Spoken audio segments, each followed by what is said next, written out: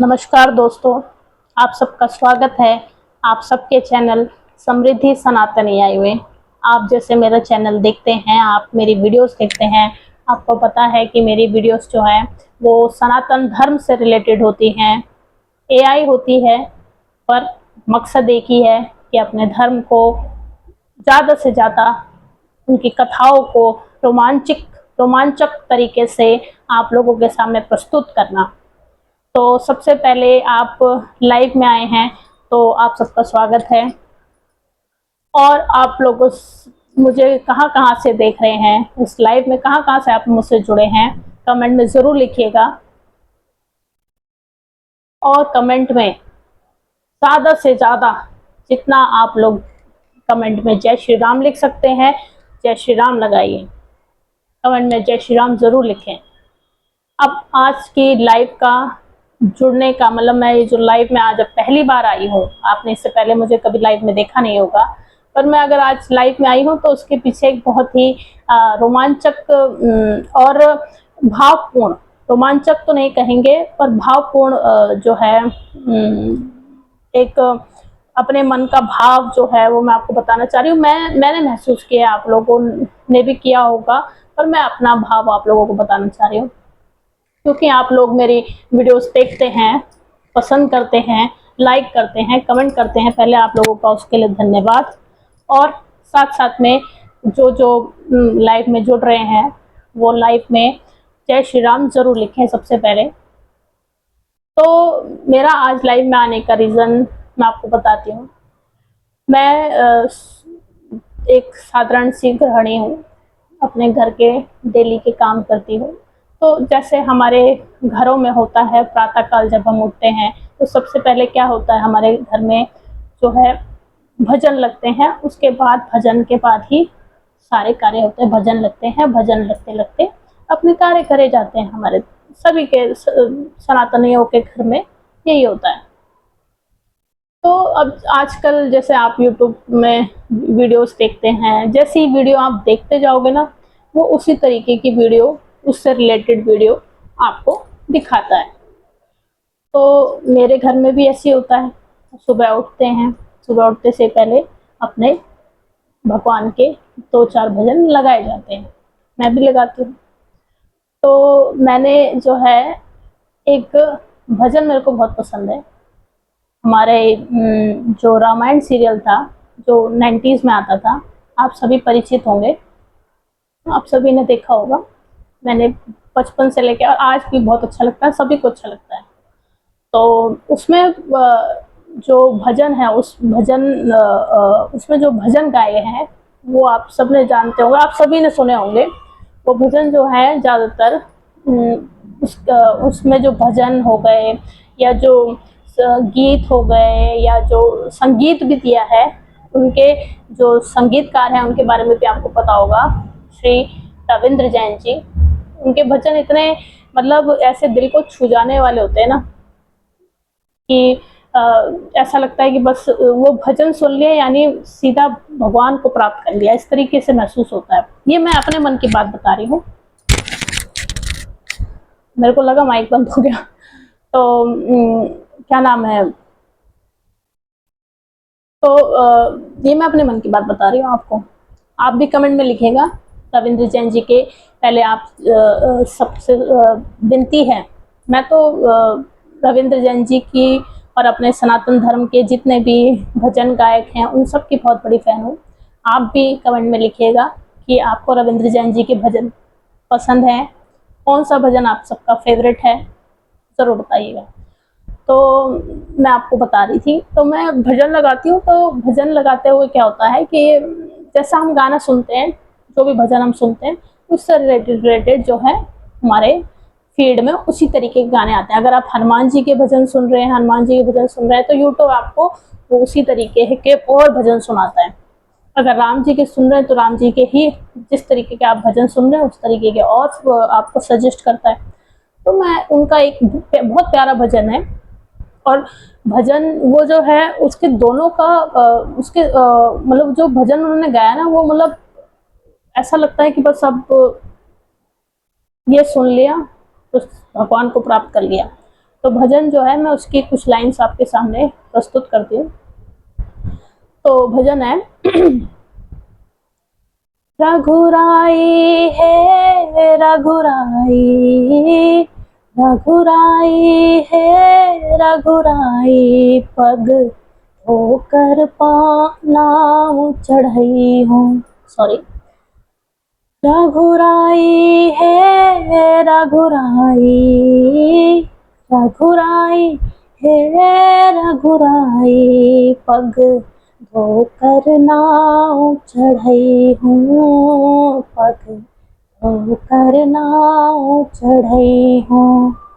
बिन पग धोए सुन मोरे राजा, बिन पग धोए सुन दाता, नहीं गंगा पार करई हूँ, पग धोकर नाव चढ़ई हूँ, पग धोकर नाव चढ़ई हूँ। तो ये गाना मेरे को बहुत पसंद है। मतलब इसको सुनती हूँ ना सुबह सुबह तो ऐसा लगता है कि जैसे सच में केवट जो है वो हमारे सामने है और भगवान श्री राम से उनके चरण धोने के लिए विनती कर रहे हैं कि मेरी जो नाव है उसमें मैं आपको तभी चढ़ाऊंगा जब मैं इन पैरों को, इन चरणों को मैं धो दूंगा।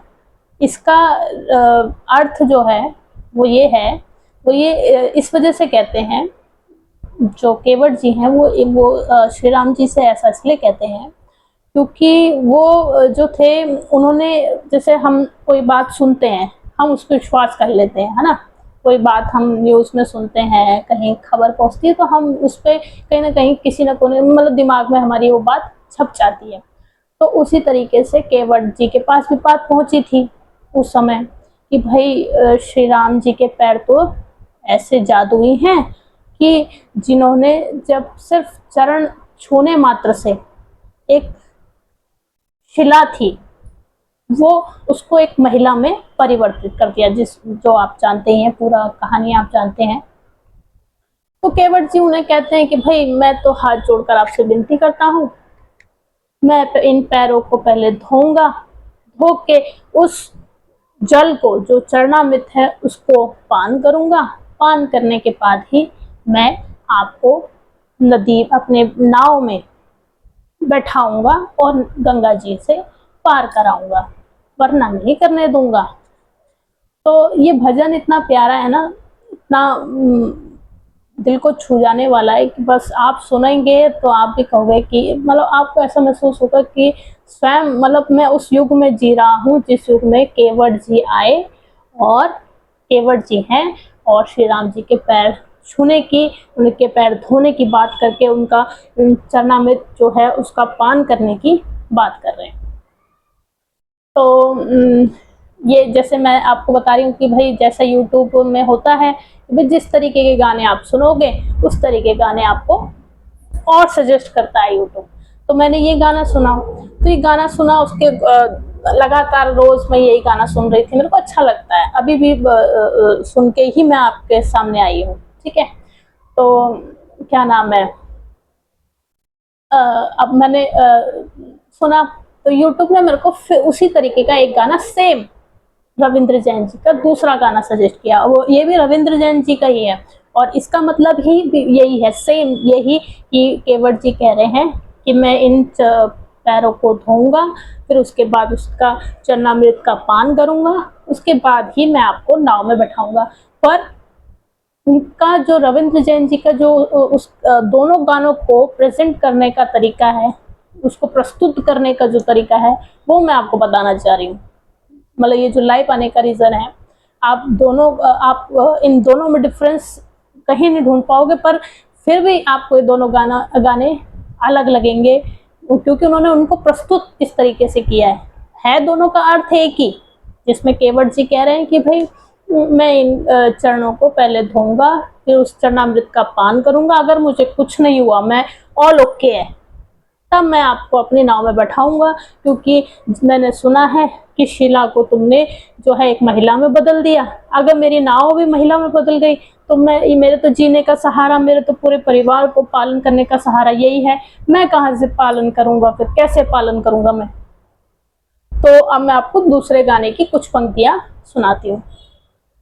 तो जो केवट जी हैं वो कहते हैं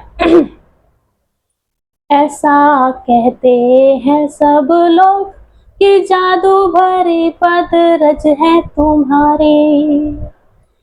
ऐसा कहते हैं सब लोग कि जादू भरी पद रज है तुम्हारी।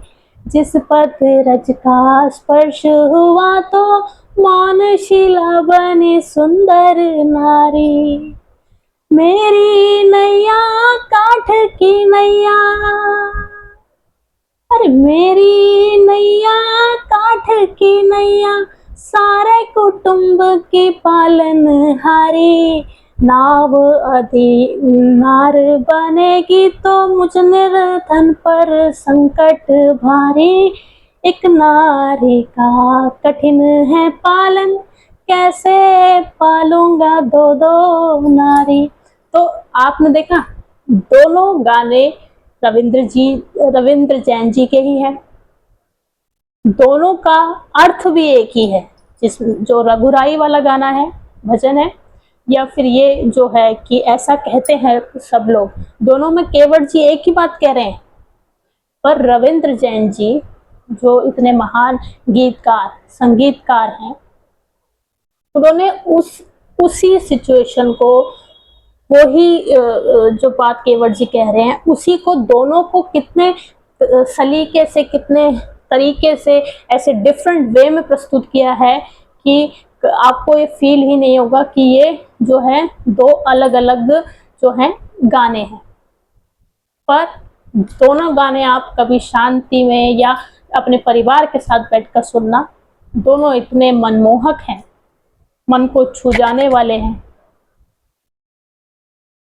कि जिसका कोई अंत नहीं है। मतलब मैंने आपको जैसे स्टार्टिंग में बताया कि मैं सुबह भजन लगा के फिर अपने घर के कार्यों में लगती हूँ। पर रात्रि में भी, अगर आपको रात्रि में सोने से पहले आप कभी भी रविंद्र जैन जी के भजन लगा के देखिएगा, आपका मन एकदम शांत हो जाएगा। आपको जो भी जिस प्रकार का भी मूड है, मतलब कई बार हमारा मूड खराब होता है, कभी अच्छा होता है, कैसा भी हो सकता है, पर जब हम उस भजन को सुनते हैं, वो भजन सुन के आपको, और दोनों ही सुनना आप, दोनों का मैंने बताया ना, दोनों का अर्थ एक ही। आप बोलोगे कि भाई दोनों का एक ही तो अर्थ है, क्या फायदा सुन के। पर उसको प्रेजेंट उन्होंने इस प्रकार किया है, प्रस्तुत इस प्रकार किया है कि आपका मन जो है ना, वो भक्ति भाव से प्रभु श्री राम के प्रति सम्मान से इस प्रकार बढ़ जाएगा कि जो भी मतलब आपके मन में जिस प्रकार का भी कष्ट है, जो भी पीड़ा है, वो सब से आपको एकदम रिलैक्स फील होगा, एकदम शांत फील होगा।